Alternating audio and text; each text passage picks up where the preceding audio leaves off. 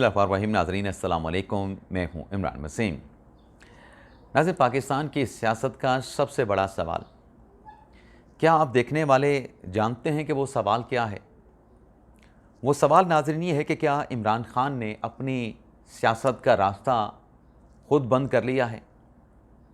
क्योंकि कभी इमरान खान ये कहते हैं कि DGISI को बतौर वज़ीर आज़म मैंने ओहदे से नहीं हटाया था, और फिर बरमला किसी और मौके पे इस बात का एतराफ़ भी कर रहे हैं कि बतौर वज़ीर आज़म जनरल आसिम मुनीर को DGISI के ओहदे से मैंने हटाया था। कभी खान ये कहते हैं कि 9 मई लंदन प्लान था, और फिर एक और मौके पे इमरान खान ये कहते हैं कि 9 मई दरअसल एक साजिश थी। अब सवाल के अंदर सवाल ये जन्म लेता है कि आखिर सच क्या है? क्या इमरान खान अपना बयानिया बदलने की कोशिश कर रहे हैं, या खान सियासत का खेल हार चुके हैं? हक़ाइक़ क्या है? इमरान खान का जो नया मुतनाज़ा ट्वीट है, उस ट्वीट में इमरान खान के बयान का मतलब क्या है, और उस एक्स अकाउंट की पोस्ट ने इमरान खान का घेरा कैसे तंग किया है? आज की इस वीडियो में नाज़रीन ये सब आपको बताएंगे। लेकिन प्रोग्राम का आगाज़ करने से पहले आपसे दरख्वास्त करेंगे कि चैनल को सब्सक्राइब कर लें, बेल आइकॉन का बटन प्रेस करें, वीडियो पसंद आए तो इसे लाइक और शेयर ज़रूर कीजिएगा। तो नाज़रीन, प्रोग्राम का आगाज़ करने से पहले मैं एक बात आपके सामने ज़रूर रखना चाहूँगा कि मैं चूँकि मोस्टली हक़ाइक़ पे बात करता हूँ, हक़ाइक़ पे तज्ज़िया करता हूँ, एनालिसिस करता हूँ, मेरे जहन में ये कहीं शाइबा भी नहीं होता, ये ख़्याल भी नहीं होता कि मैं जो हक़ाइक़ आपके सामने रखने जा रहा हूँ, उन हक़ाइक़ को इस अंदाज़ से मैं पेश करूँ कि एक तवाज़न हो जाए, एक बैलेंस हो जाए, कि जो खान साहब की साइड के जो वोटर सपोर्टर हैं वो भी नाराज़ ना हों। मेरा नाज़रीन ऐसा कमर्शियल इंटरेस्ट नहीं होता। जब मैं, ठीक है, मुझे यूट्यूब चैनल से आमदन भी आती है, इनकम भी आती है, लेकिन कभी ये सोच के जो हक़ाइक़ होते हैं उनके साथ छेड़छाड़ नहीं की। वो हक़ाइक़ उसी तरीके से मैं आपके सामने रखता हूँ।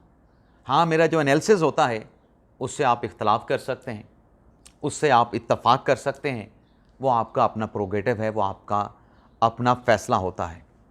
लेकिन मैं जिस अंदाज़ से हक़ाइक़ सामने रखता हूँ, मैंने ये ज़रूर देखा है कि उसका मुझे नुकसान होता है, लेकिन अल्लाह मालिक है, नुकसान और फ़ायदा सब उस ज़ात के हाथ में है। लेकिन जहन में ये सोच लेके कि कमर्शियल इंटरेस्ट को भी देखना है, कभी वीडियो लॉग नहीं किया, कभी डिटेल आपके सामने नहीं रखी। तो खान साहब ने नाज़रीन रात ये जो ट्वीट किया है, पहले तो उस ट्वीट का मुख्तसर सा जिक्र कर लें कि कितने बजे किया गया। 3 उसके अलहदा-अलहदा से चंक्स आए हैं, और ये रात 11 बजे पहला जो ट्वीट है इमरान खान की तरफ से किया गया उर्दू में, 14 घंटे पहले किया गया जी, जो हक़ के साथ खड़ा है। ये कितने बजे किया गया? ये दूसरा है। और पहला जो है वो ज़िमनी इलेक्शन के हवाले से किया गया इमरान खान की तरफ से कि आज जो समड़ियाल में ज़िमनी इलेक्शन हो रहा है, ये 9:20 पे किया गया। दूसरा जो ट्वीट है जिस पे हमने बात करनी है वो इमरान खान साहब ने 11 बजे किया, और अब तक अगर आप इसके रिज़ल्ट और स्टैट देखें तो कोई 15,000 के करीब लोग इसको जो है वो रीपोस्ट कर चुके हैं। 1.3 मिलियन लोग, यानी 13 लाख लोग जो है इस ट्वीट इमरान खान साहब के स्टेटमेंट को देख चुके हैं।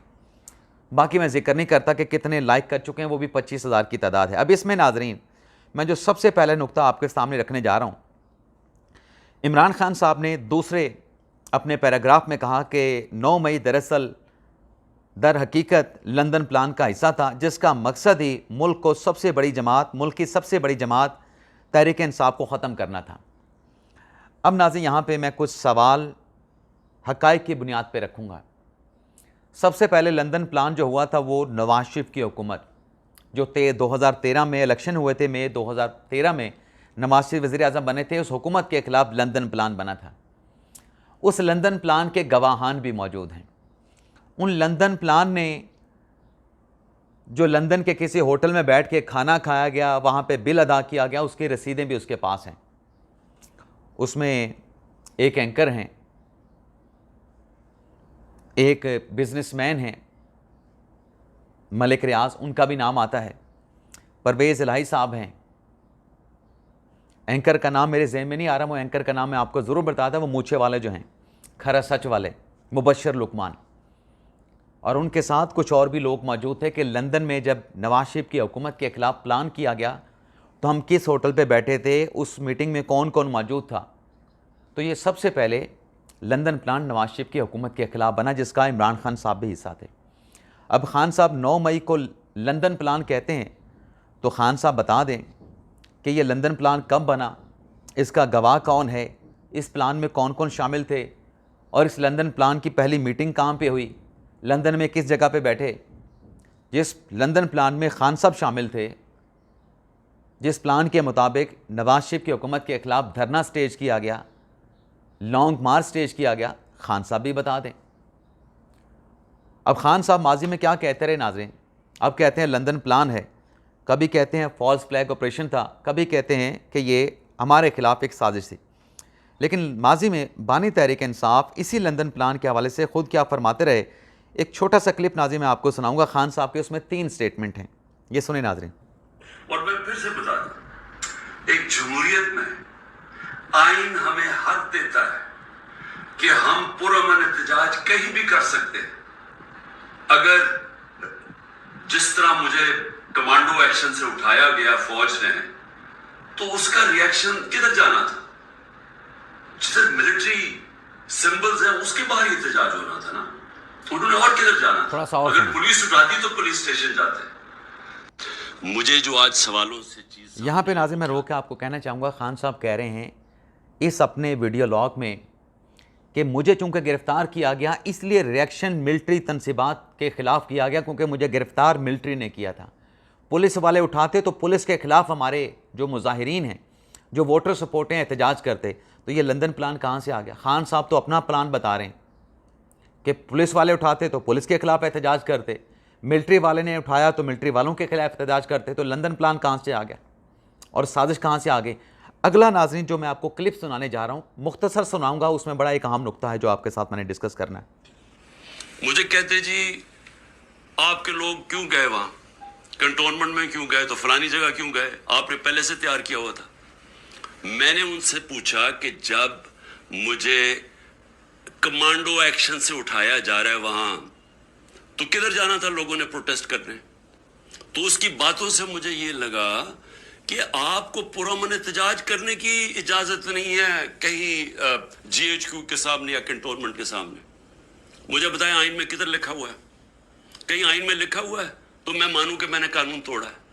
और फिर जिस तरह जलील करके मुझे उठाया गया, तो क्या अब यहाँ पे जो खान साहब ने बात की है कि जिस तरीके से जलील करके यानी इस्लामाबाद हाई कोर्ट से उठाया गया, 9 मई को गिरफ़्तार किया गया, ये खान साहब जो जलील करने वाली बात कर रहे हैं ना, इस पे मैं एक चीज़ आपके सामने रखने जा रहा हूँ। खान साहब लाहौर से रवाना हुए थे व्हील चेयर पे कि वो चल नहीं सकते, खान साहब की टांग में ज़ख्म है।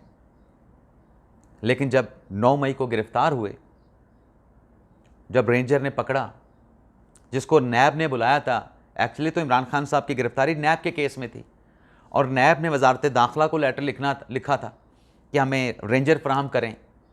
तो खान साहब कहते हैं मुझे जलील करके गिरफ़्तार किया गया। खान साहब आप तो अपने वोटर सपोर्टर को आपने जलील करवा दिया, आपने इखलाकियात को जलील कर दिया, आपने सच को जलील कर दिया। आप कहते थे कि मैं चल फिर नहीं सकता, और जब आपको रेंजर ने पकड़ा आप तो भागम भाग आगे चले जा रहे थे, आप लंगड़ा भी नहीं रहे थे कि जिससे लगे कि आपके टांग में कोई दर्द है, क्योंकि चले हैं ना, आप व्हील चेयर पर बैठे हैं, आपको दर्द था, तकलीफ़ थी, आपको उठा लिया गया, आपको मजबूर किया गया गिरफ़्तार करने के बाद, आपने मजबूरी में चलना था तो आप लंगड़ा के चल रहे हैं। आप लंगड़ा के भी नहीं चल रहे थे, आप हट्टे कट्टे अंदाज में चल रहे थे। और फिर नाज़रीन खान साहब कहते हैं कि DGISI अगले पैराग्राफ में, खान साहब कहते हैं अगले पैराग्राफ में कि जो DGISI हैं जो कि मौजूदा हमारे आर्मी चीफ़ हैं, मैंने बतौर वज़ीर आज़म आसिम मुनीर को DGISI के ओहदे से हटाया।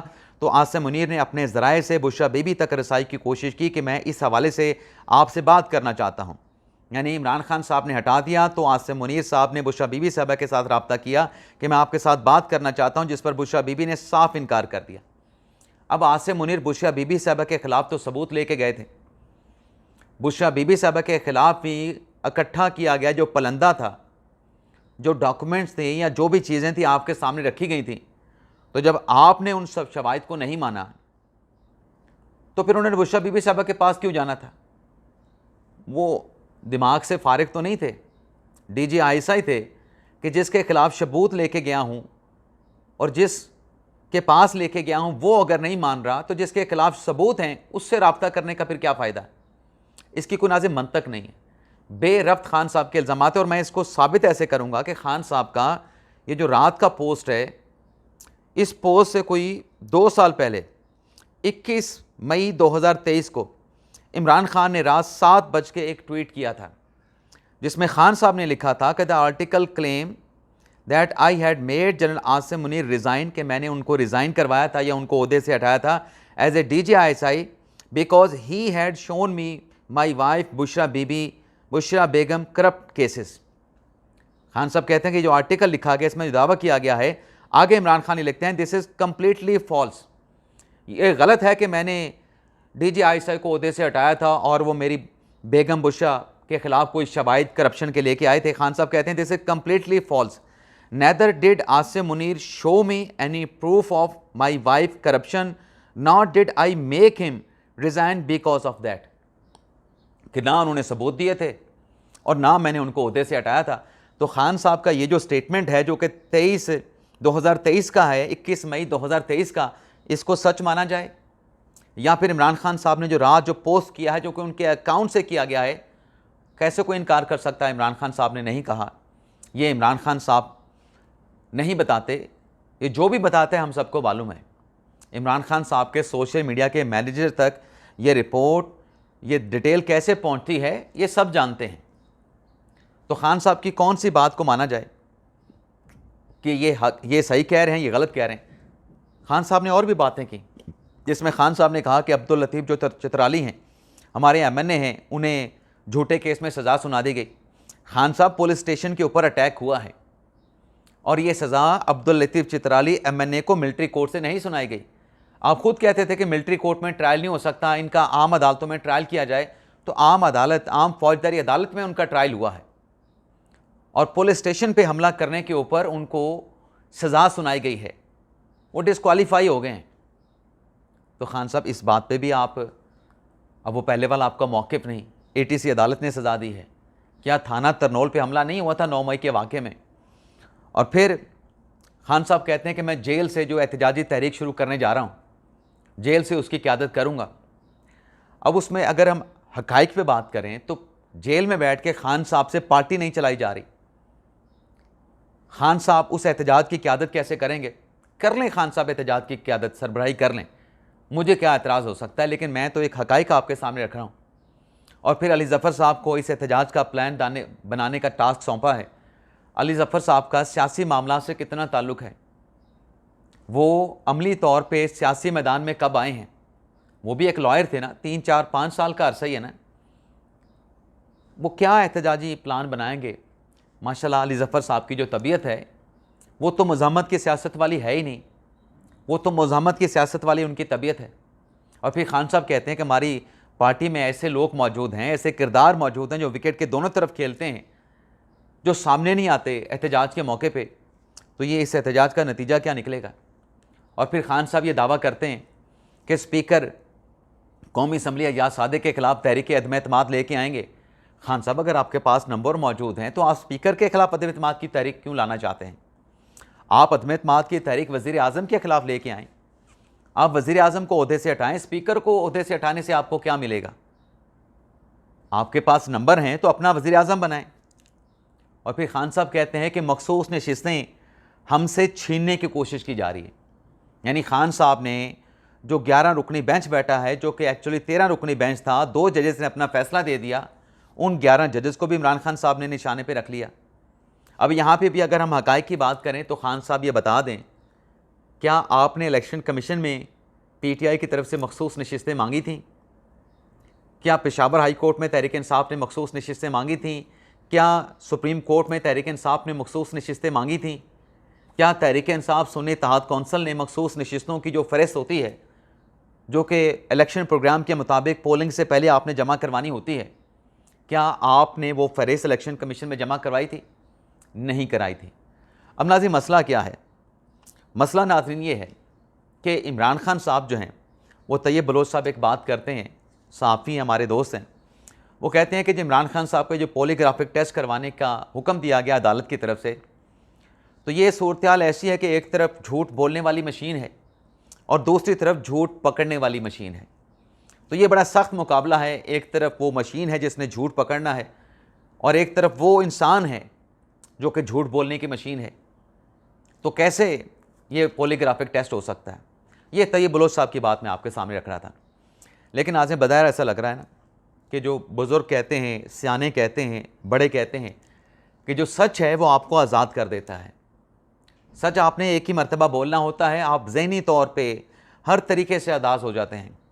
लेकिन जब आप झूठ बोलते हैं ना, तो आप उस झूठ को बचाने के लिए, उसको तहफ़्फ़ुज़ देने के लिए मज़ीद झूठ बोलते हैं। तो आप उस झूठ के ग़ुलाम हो जाते हैं, वो झूठ आपको यरगमाल बना लेता है। तो खान साहब के बयानात में जो तज़ाद है, इसको तज़ाद तो नहीं कहा जा सकता, ये तो एक झूठ है। अब रात गए ये जो ट्वीट किया गया है, इस ट्वीट पे नाज़रीन अभी आप देखें ना, गिव एंड टेक की बात की गई, अलीमा खान साहबा ने की।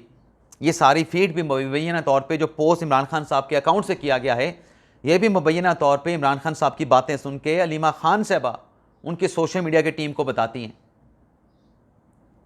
और सलमान अकमल साहब कहते हैं कि ये जो स्टेटमेंट था अलीमा खान का, सियाको सबाक से हट के इसको रिपोर्ट किया गया। और फिर सलमान अकमल साहब कहते हैं कि एस्टेब्लिशमेंट की हमायत के साथ हम हुकूमत में नहीं आना चाहते। सवाल नाज़रीन ये है कि इमरान खान साहब क्या असूल पे खड़े हैं? असूल पे खड़े हैं तो ये बयानात में तज़ाद क्यों आता है? फिर तो आपको एक ही बयान होना चाहिए, भाई हमने हटाया है। ये तो नहीं होना चाहिए मैंने नहीं हटाया, हाँ मैंने हटाया है, मैंने हटाया है, मैंने नहीं हटाया।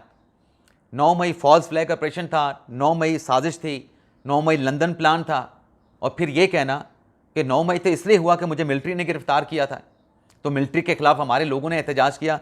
तो ये जो तज़ाद है ना, ये तज़ाद गले पड़ रहा है। और रात की इस एक्स की पोस्ट के बाद ज़रा ये बताते हैं कि पहले तो इमरान खान साहब की रिहाई का इम्कान नहीं था, लेकिन फिर भी जो रिहाई की कोशिशें तहरीक इंसाफ के रहनुमा कर रहे थे, इस पोस्ट के बाद तो खान साहब का घेरा मज़ीद तंग होगा, खान साहब का शिकंजा मज़ीद कस दिया जाएगा। ये बेशक जितने मर्ज़ी एहतजाज कर लें, वो पहले वाली सूरत हाल ज़मीनी हक़ाइक़ तो रहे नहीं। खान साहब की मकबूलियत भी नीचे आ चुकी है, कबूलियत पहले नहीं थी, और जिनकी मकबूलियत और कबूलियत थी उसमें बहुत ज़्यादा इजाफा हो चुका है।